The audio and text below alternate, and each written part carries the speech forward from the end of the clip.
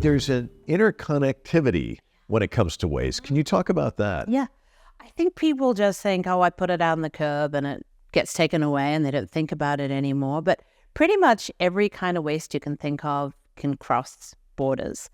And that would be anything from used electronics gets shipped to Africa where it can be refurbished or burnt and incinerated and dumped, or plastics or paper have traditionally gone to China. They don't anymore.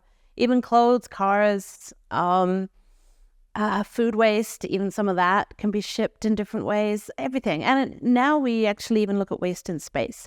So our waste goes everywhere, it's connected. And that global nature of waste is one thing that really has me hooked in terms of something to study.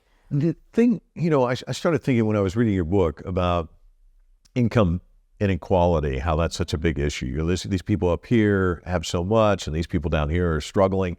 And then you kind of look at it from a global standpoint. There are countries that are doing very well. I'm going to shove my waste, I'm going to offload it to somebody else. Can you talk about that? Mm-hmm. That's been that's kind of a long tradition, the international waste trade. Again, in the 80s, we started to be aware of it, and you'd have European countries sending just old ash and barrels of toxic sludge to cities or towns in Africa where they would just be dumped.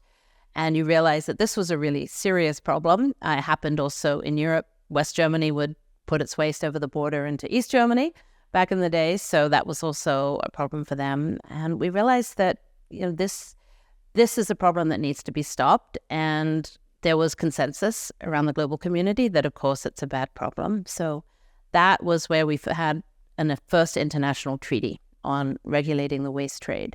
I think what we didn't understand then was that actually, although we were thought we were shipping our waste overseas, in fact, there are markets for it in many different countries. So it's not just dumping.